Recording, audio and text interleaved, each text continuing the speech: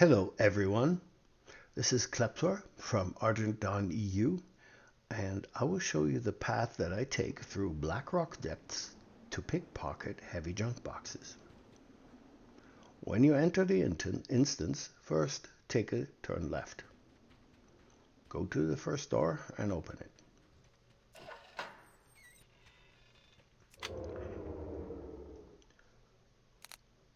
Follow the path all the way to the end. You can ignore the patrol if you want to, they can't hurt you much. They're all around 50 levels beneath you if you are level 80. Most of the mobs here are level 30 or 31. Turn left. Do all the groups on this side of the path until the end. In between, maybe do this group. And then go over here. And now these guys patrol back and forth. Sometimes they stand in the corner over there, sometimes they patrol towards the middle. You can just stop them by distracting them and then pickpocket them real quick. Also, I'd like to mention that I'm a subtlety rogue with trickster talents, which means, I'm going to show you this, I have in the hero talent tree, don't be suspicious, which extends the range of pickpocket by 10 yards. That comes in very handy because then you just have to stand still and tab through a whole group. Doesn't really matter where you're standing anymore because you can get to all of them, as you can see, all 5 of them without changing positions. So obviously I'm taking the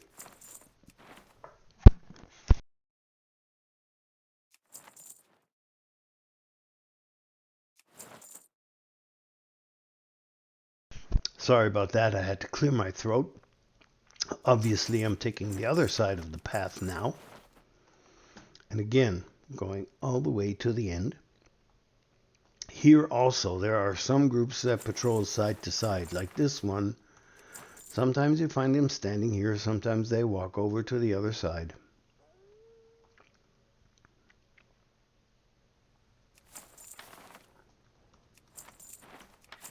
Also, these guys can stand more over here sometimes. That's normal. They move around a little bit, but that's no problem.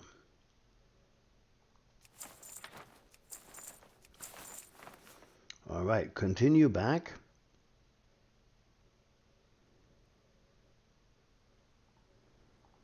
Now, we haven't had this group yet. Pickpocket all those and then go back to the exit. Now we've pickpocketed them all the way back to there. We ignored the boss because obviously he doesn't have anything that we need. And don't mind the dogs if they growl at you sometimes. If you're annoyed by that, you can just kill them, but they are, like I said, level 30. They won't hurt you. Turn left, open the door, and walk along the wall. Open the next door, get into this room. This is the East Garrison. And you'll find a few mobs. Now, some of these mobs might drop sturdy junk boxes instead of heavy junk boxes sometimes. That's normal.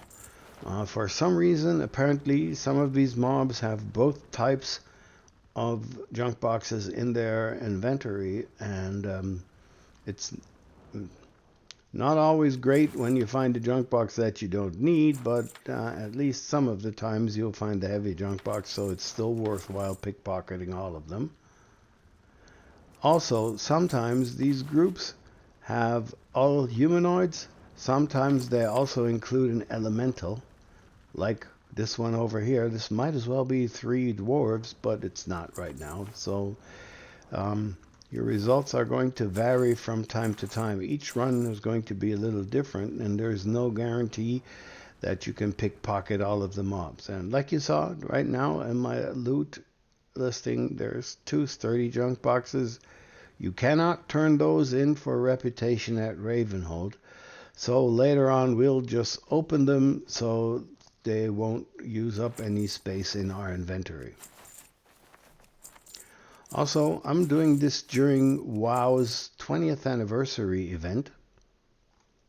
If you look in the top right corner of my screen, you can see the 2 buffs that we get there. One is the permanent 10% buff to all reputation and experience gains. And the other one is the additional 10% that you can get daily from the event activities. It's not hard to get. You just do some of the usual daily activities like killing the world bosses or whatever. That's easy. You can also drop some nice loot at a decent item level, so it's probably even worthwhile to do that, even if you're already level 80 and well geared. And these reputation buffs come in handy because normally when you turn in 5 junk boxes, you get 75 points in reputation from Ravenhold. But with these 2 buffs that we see here now, that's 20% extra, which is an extra 15, so you get 90 points reputation per turn in. Also, coincidentally, it's Darkmoon Fair right now, and there's a carousel in Darkmoon Fair. Oh, wait, we've done all the way around. We came in through the west entrance. That's this ramp here. Check the mini box where I'm pointing at. And we're going to leave through the eastern exit. Go down this ramp. There's another group of 6. Pickpocket all these. All right, as I was saying, Darkmoon Fair is up and there's a carousel ride. If you do that for a minute, you'll get 10% reputation gains for 1 hour. Actually, it's 1 minute of reputation gains per second you spend on the carousel, so you can do that. Oh, wait, we already had it. So you can do that as long as you want, up to a maximum of 60 minutes reputation gains. You don't need to do this before pickpocketing, but you should consider doing it before turning in the boxes because it will give you an extra 10% and thereby saving you a bunch of pickpocketing runs you have to do until you get everything complete. Okay, same goes what I said earlier about the groups. There's not always the same groups here either. There can be these bloodhound mastiffs. There can also be elementals in the groups, like the one in the corner over there. And this changes every time you come here. So don't expect them to be all humanoid all the time. There's sometimes just a bloodhound mastiff in there or one of those fire elementals.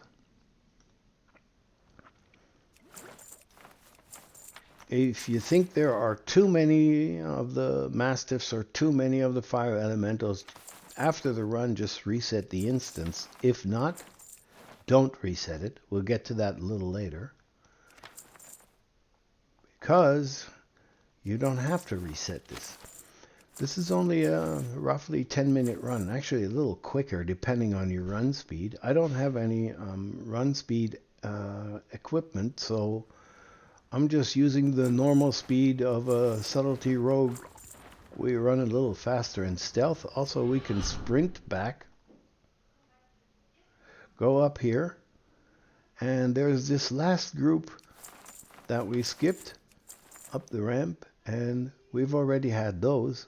And if you turn left, you'll find a little abandoned mole machine. You can use that to go straight back to the entrance. But we want to go to these 2 groups behind the exit of the Grim Guzzler.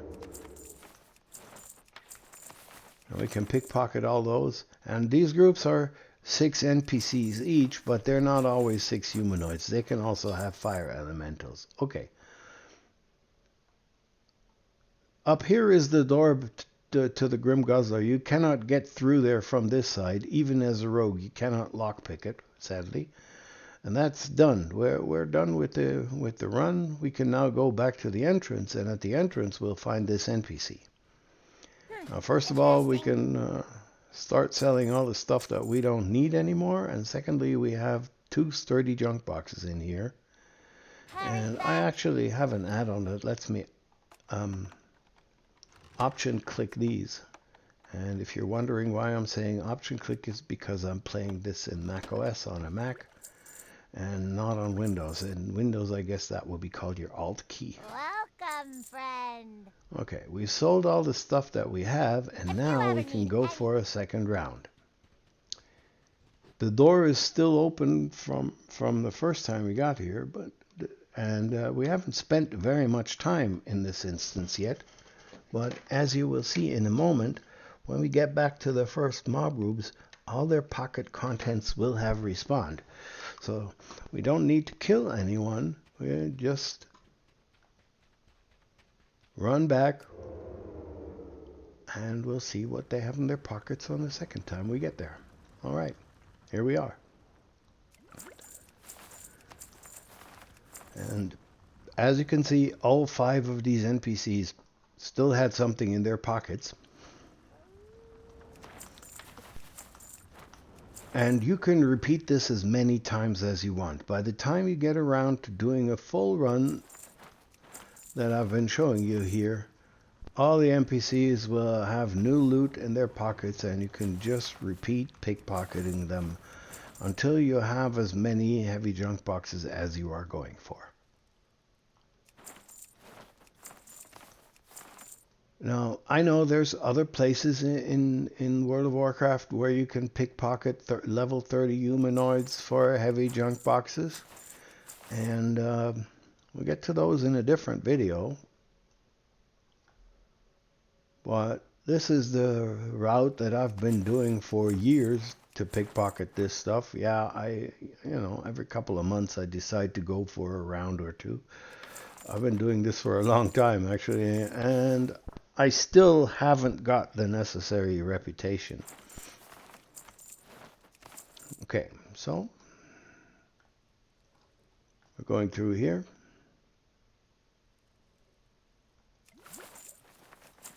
Also, earlier today, I already teleported to Ravenhold. You can do that if you have this scroll of Teleport Ravenhold. Every rogue should have that in his pocket at all times. At least until you get the achievement, and then maybe you won't be going back to Ravenhold that often. But it's also good in winter time because Ravenhold is very close to one of the events where you can have the yearly Christmas event thing where you need to kill an NPC up in Alterac Valley, and the trip there is a lot shorter when you can just teleport to Ravenhold and take the short flight on one of your flying mounts. So if you don't have that yet, or you haven't played a rogue for a long time, or maybe that's not your main character, check what it takes to get one of those teleporting scrolls, and it's a permanent one, so I don't know how many years ago I got it. I've been using it a lot ever since. I mean, I use it every year to teleport to the Christmas event in Alterac, so that certainly helps. Yeah, and another thing, if you are a Dark Iron Dwarf, like I am now, I used to be a regular dwarf, I changed that a few years back, you can use your mole machine, because the mole machine now has an option, which I don't know if it always had that and I just never realized it, or if that's something new. You have an option to get teleported right to in front of the instance here. So you don't have to fly to Blackrock and climb down and go through whatever you had to do to get to the entrance of this instance. You just use your mole machine and that's it. So if you don't have a rogue yet, or if you have a Dark Iron Dwarf rogue that you haven't been playing, maybe consider using that instead. And it doesn't have to be geared because, well, all these mobs are just level 30 or 31, no matter what level you are. So actually, if you have a little bit time on your hands, you could make a new Dark Iron Dwarf rogue, level it up, even with pet battles. It does not matter at all what gear you have. You could probably come here with no gear at level 80 and just punch these guys if you ever get caught pickpocketing. Anyway, Saves you a lot of time and trouble to move around. Also, I'm an engineer, so if I ever forgot to use the NPC in here, I just pop out the Jeeves I have in my pocket in my bags for a while. You see, I've used it recently, so that's why it's still on cooldown.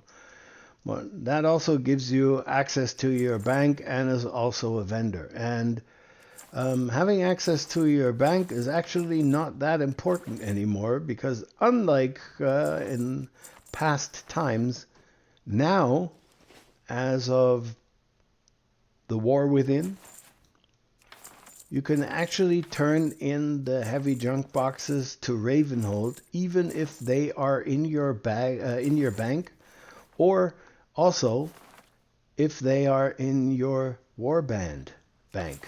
So you don't even have to hold them personally. You could just drop them on your warbank, and it doesn't matter where they are. They will be found by the NPC and turned in. Which is also a warning if you decide you want to keep them for any reason. Don't turn anything in Ravenhall because they will just subtract those boxes wherever they are on your character. If you want to prevent that, send them to another character by mail or get the other character to extract them from your warband bank first. All right, as you can see, we're almost done here. Again, we're halfway through. This only took a few minutes. And all of the NPCs so far all had their pockets filled again. So complete respawn of all pickpocketing that we could possibly get.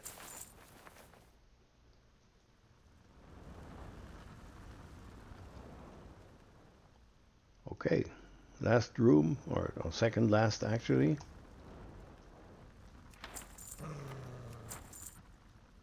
And again, don't stand too close to these dogs because they can see through stealth, and for some reason, even though they're 50 levels below you, their aggro range is actually lower than the range of the humanoids when you're running around unstealthed. You can basically run past these humanoids at very close range without getting aggroed by anything.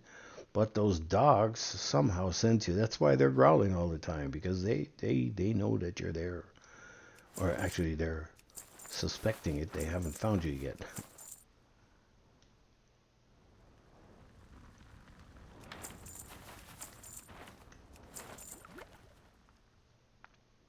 Oh, don't forget to go in this room,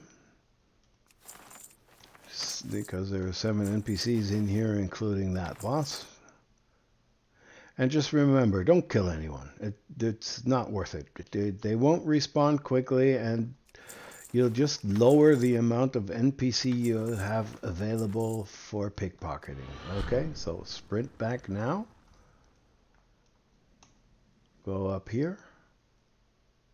Pickpocket these mobs. Turn left again. Use the mole machine. Get past the Grim Guzzler. Don't forget to stealth. I once ran into this group unstealth, and I was wondering, why can't I pickpocket? How come they're aggroing me? What's wrong here? And I just forgot to go back into stealth.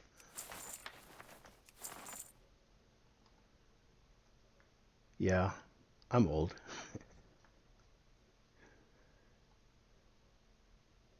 Hit the button labeled entrance. And here we go. So that was 2 rounds. Interesting. Sell everything. Oh, D-Junk is quick about selling the gray stuff. That's why I like to use it. Oh, we got one more sturdy junk box. Not a lot. Okay. So I'm going to have to close the vendor window to open a junk box though. And it only had money, so no gray item. No point in talking to it. No, okay. Now we can use... we could use the scroll of teleport to Ravenhold, but I'd rather go back to Darkmoon Faire and get another 10% buff. And to do that, I would have to teleport to Stormwind. Lucky for me, I have a Cloak of Coordination. Unfortunately, That's on cooldown. So what we would have to do is go somewhere where we can use the mole machine, or maybe just Hearthstone out to Dornagal in this case, because from there we can take a portal to Stormwind. We're going to do that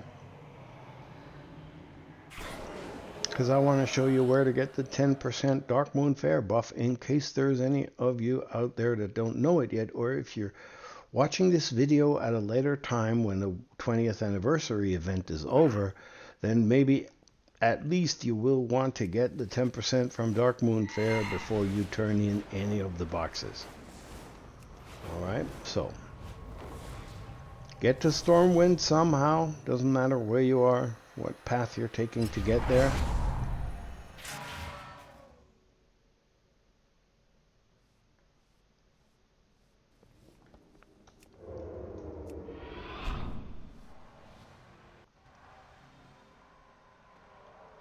Oh, leave the portal room in Stormwind, get back on your mount, fly over to the bank in the trade district, and there you'll find the Dark Moon NPC. It will cost you 25 copper to teleport to the portal in Goldwind Forest. Sorry. Goldshear in Elwyn Forest, of course. What was I saying? Never mind. And